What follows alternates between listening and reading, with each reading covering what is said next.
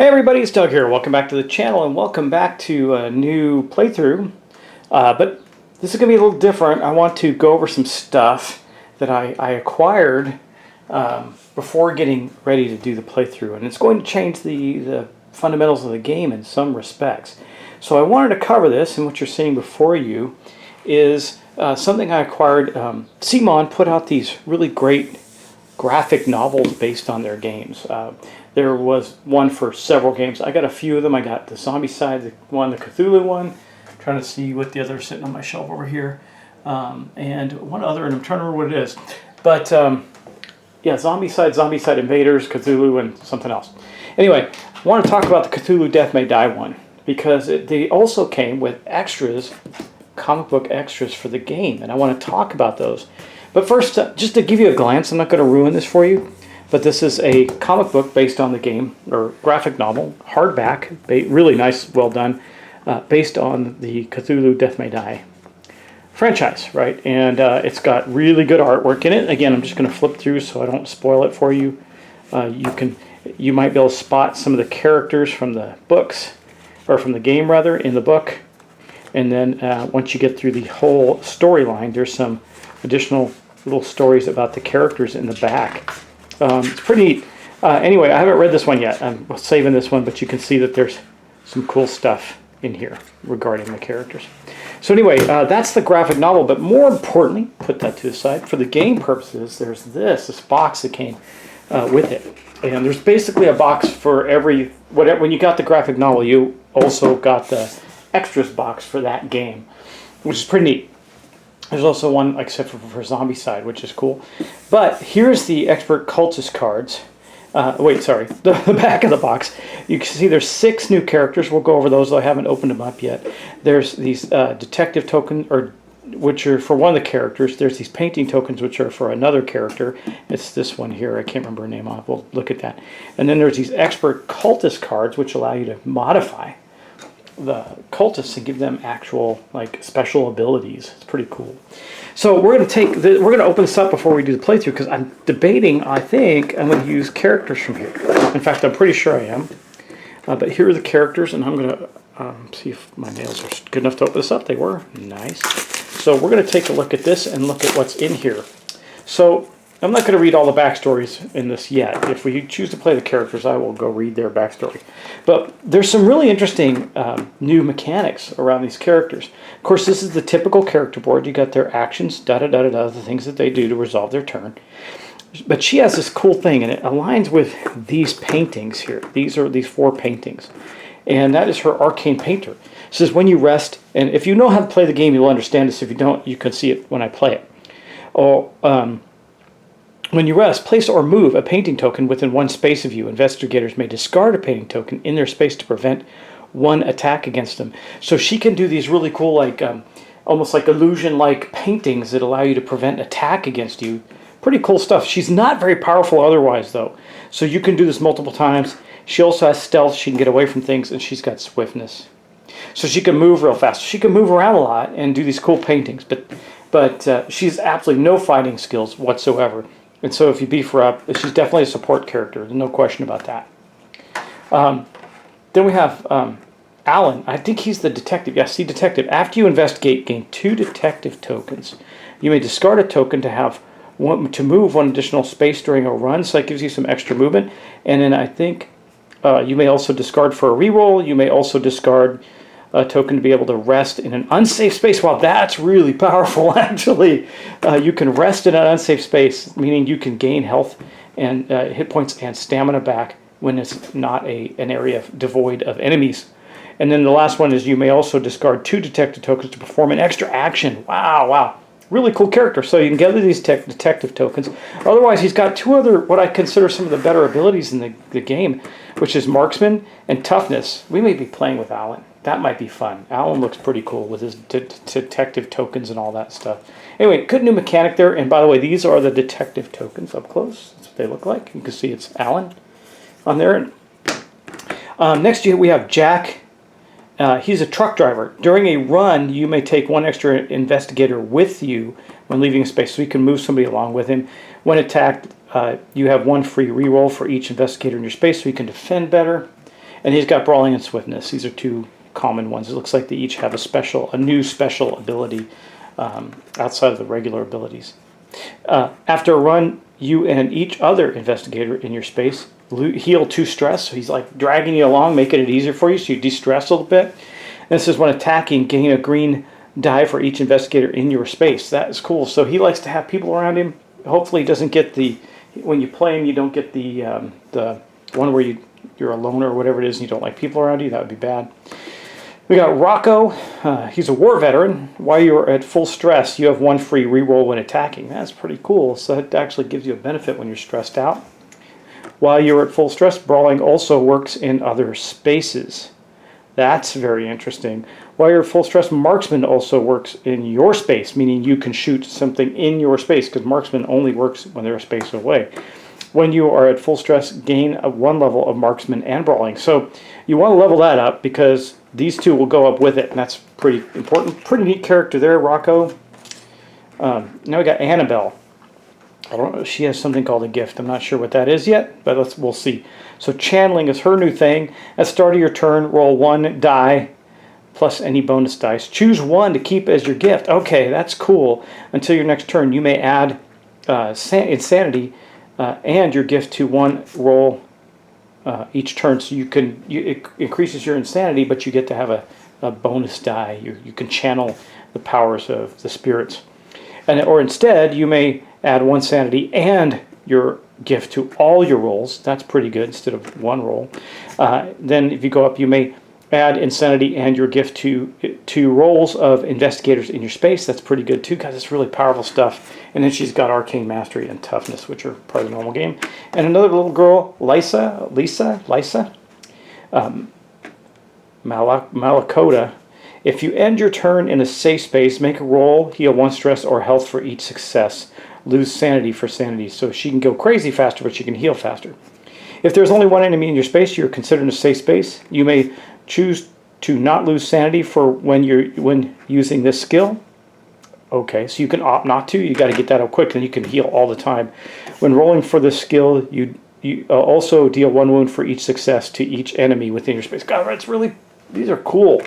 Very cool. Anyway, those are the 4 characters in the game, and you can see that they each have their own miniature.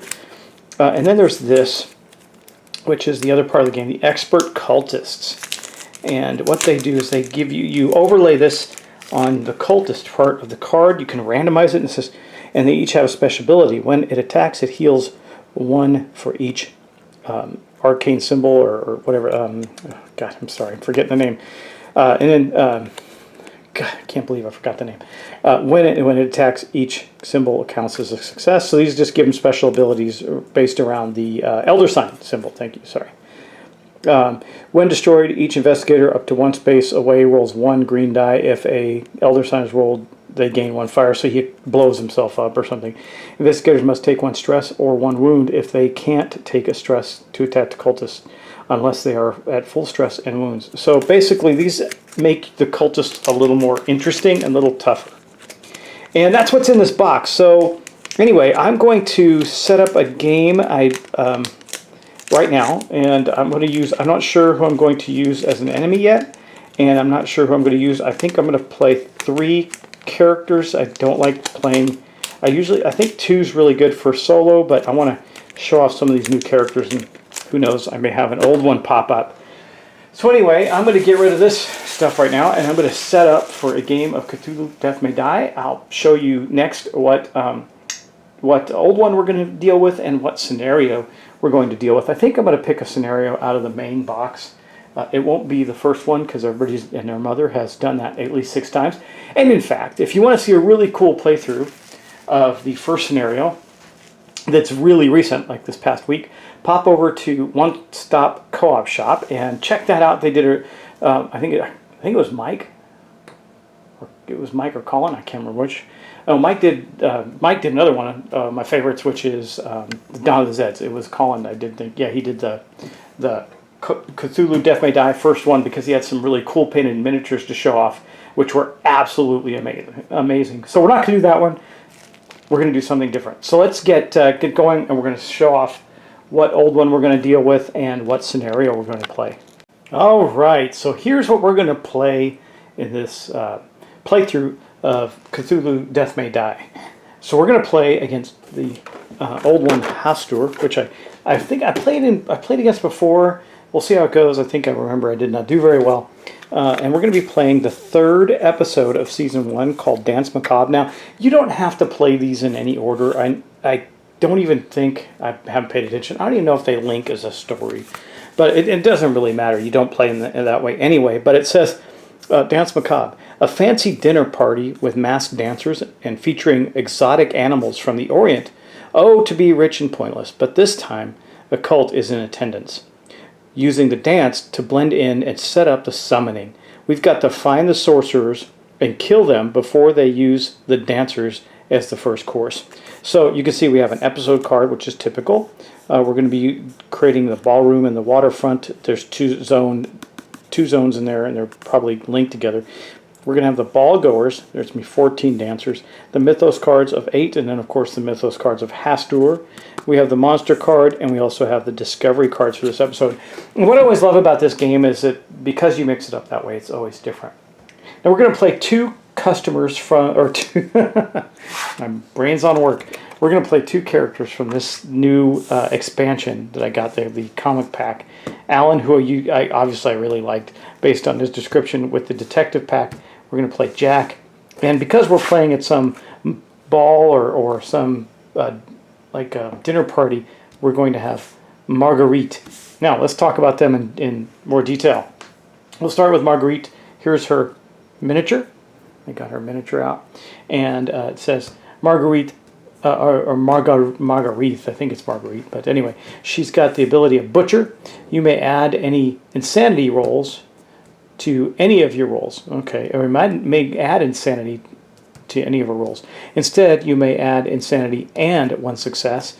Instead, you may add 2 insanity and 2 successes. Instead, you may add 2 insanity and 3 successes. As we level those up. She's also got the ability of stealth and brawling. I like that. You know, she's got brawling. I wonder if I should keep Jack.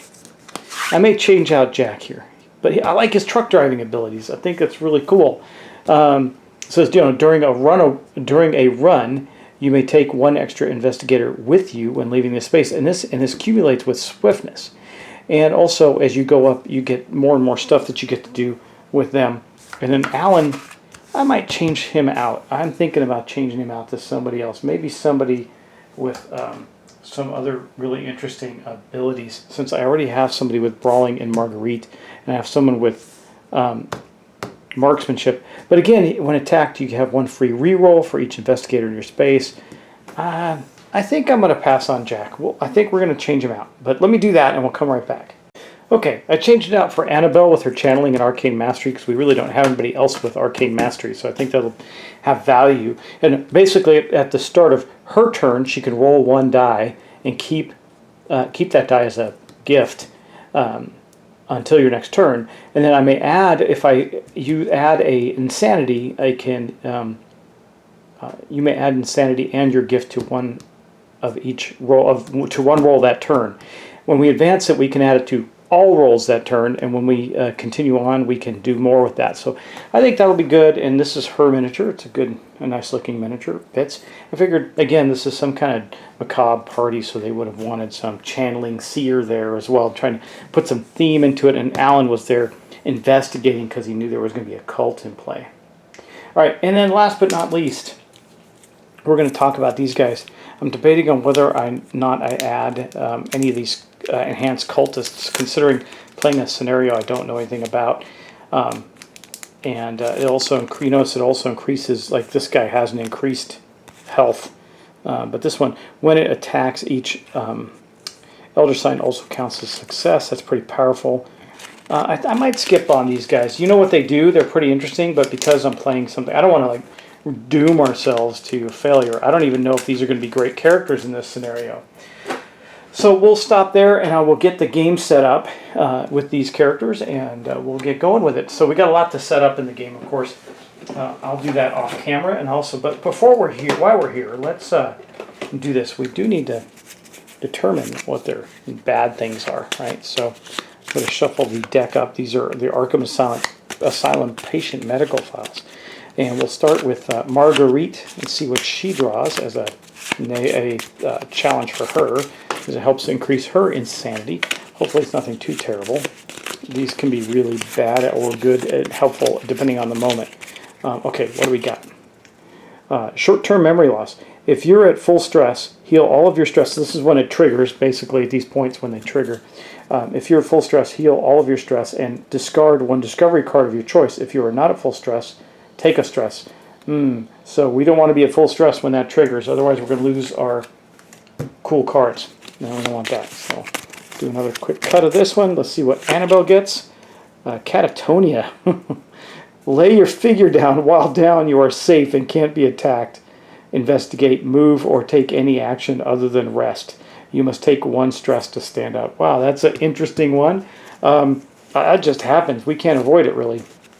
And then last but not least, what's Alan's going to be? Let's see. Alan got paranoia. All monsters on the board move one space towards you when it triggers. Then, if there are no enemies in your space, heal all your stress. So, again, these things have a good and bad effect to them. So, anyway, those are the whatever they call them, pathologies of the characters. We're going to have that set up now. I'm going to get everything ready to go for this setup, and we're going to play it out, have a good time with the Danse Macabre. All right, well, here we are set up and ready to go on the sheet that comes in the third episode, or season 1, episode 3 box. It tells us how to set up, and it gives us some stuff, right? So the setup here is we have all these dancers that we'll explain that in a moment with the special actions. But this is the setup, and you can see by my map I have done the setup, and you see that we have the ballroom here and the waterfront there. There's monsters on the board. There's cultists on the board already. Our players are starting here. There's some big bads right next to them, things we can take out and destroy. Now, I don't know. I have to look. I don't think you can go through there. I have to look at that. I'm not sure. I'll have to look at the rules. But anyway, it's set up and ready to rock for us. You see that we have Deep Ones, a Hunting Horror, and Cultists. And they are already out and in place. We have 3 different gates on the board. And then we have all of these tokens. Plus, don't forget there is also Hastur and his minions to deal with as the game progresses. And here's the story of Danse Macabre. A fancy dinner party with masked dancers and featuring exotic animals from the Orient. Oh, to be rich and pointless. But this time, a cult is in attendance, using the dance to blend in and set up the summoning. We've got to find the sorcerers and kill them before they can use the dance on their first course. Okay, so to disrupt the ritual, meaning disrupt the ritual, fully summoning Hastur to the world. I also thought Hastur would be a good one on here because the yellow sign and the play, the yellow sign, all that good stuff seemed like it would fit.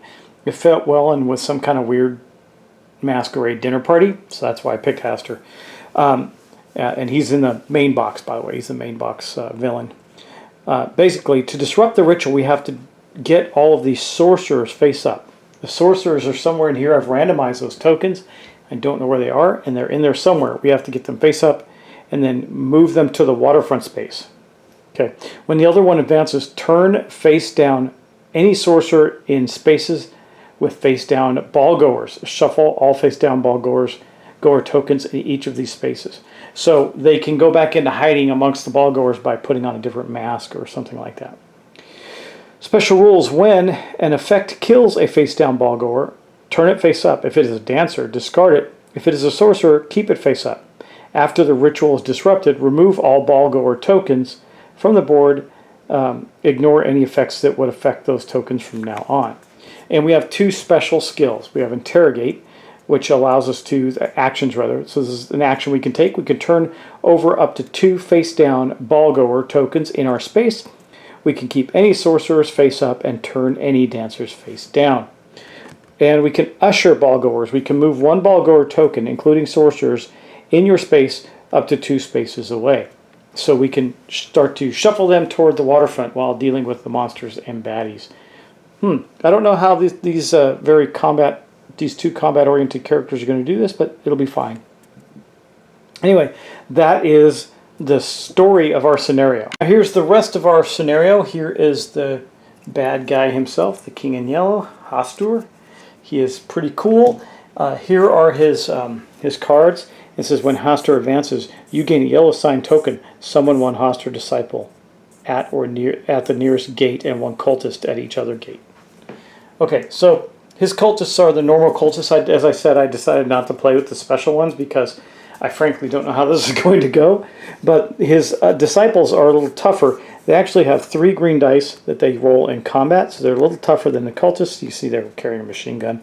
If this deals you any wounds, choose one. Take yellow sign token, summon a cultist in this space. It doesn't attack this turn. So every time they shoot us or do some damage to us, something bad happens. And then we have our 2 monsters, and these are the monsters from this scenario. We have deep ones, and a deep one gets, this is their attack value, and it says if it deals any wounds, summon a deep one in its space. The new deep one doesn't attack this turn. So it's very similar power. There's good news, there's only a handful of deep ones that can actually come out on the space. So we're okay there. I think there's 5 total. And then the hunting horrors, you can see they have a pretty nasty attack. They also take 4 damage. If the hunting horror survives an attack, the attacker loses 1 additional sanity. So when we kill them, we want to kill them, or fight them rather, we want to kill them outright.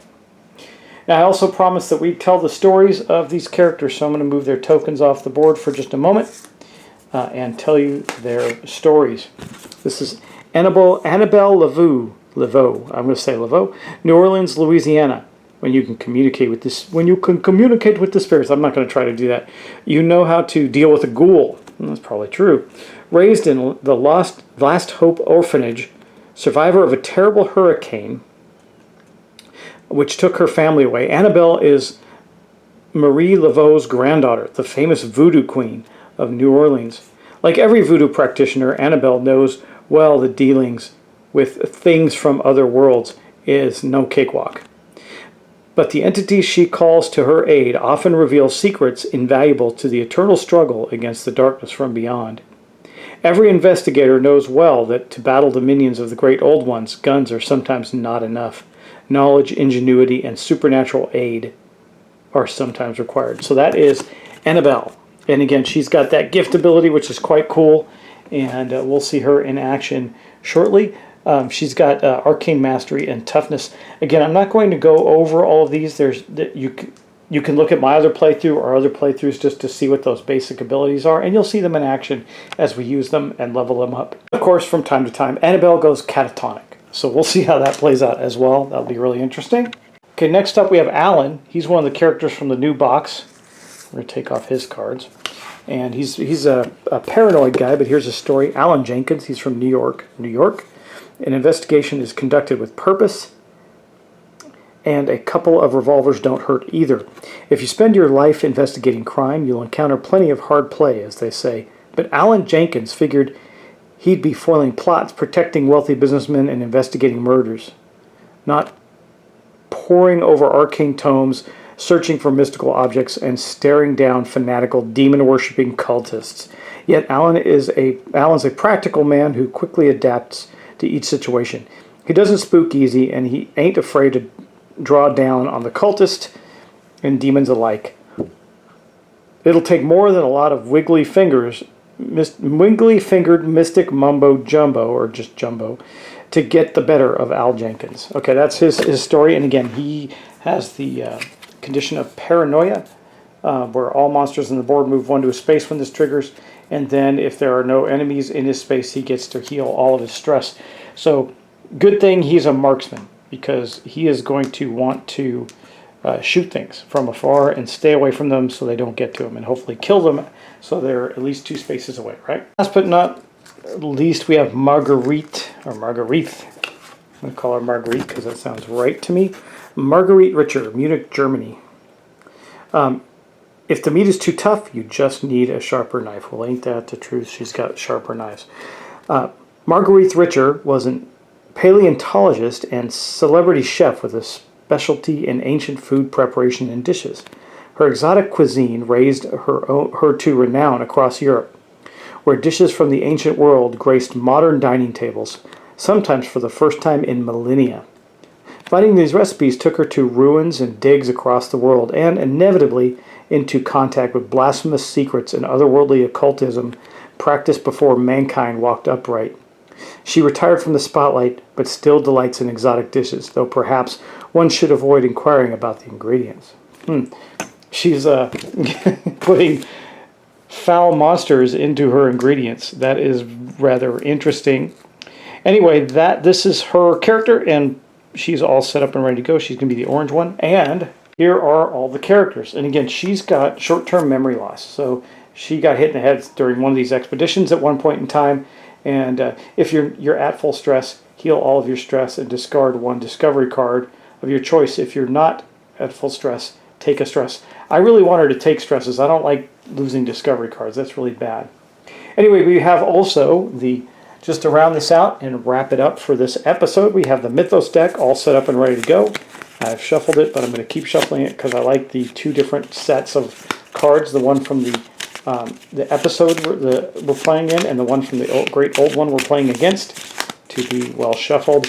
And then last but not least, we also have our discovery cards. We're going to save what's on these until we find them. I don't even know what's on them. So discovery cards are cards we can search for and use. They're really the clever part of the game because each episode had the Mythos deck and the discovery cards plus the whole scenario is so radically different. It makes it a lot of fun. Anyway, that's going to be where we're going to pause this episode. We are going to get started next time with gameplay. I think that was long enough with a lot of explanation and talking. And I hope that you enjoyed this playthrough a lot. It's going to be a lot of fun. I know I'm going to enjoy it. Cthulhu Death May Die is a really fun game. It's hard. It's got a lot of action. It's cooperative. That makes it gives all the things I like. It can be played solo. Boom. Here we go. Though I do like to play this with other people. It is a lot of fun. We've gone through, I think we went through the first two scenarios with my family. I did the same thing. I tend to spend a lot of time in the first scenario because I keep teaching the game. So I've played the first scenario a few times. This will be interesting because I have not played this scenario yet. Anyway, it'll be fun, and I will see you in the next episode. Take care, and I'll talk to you soon.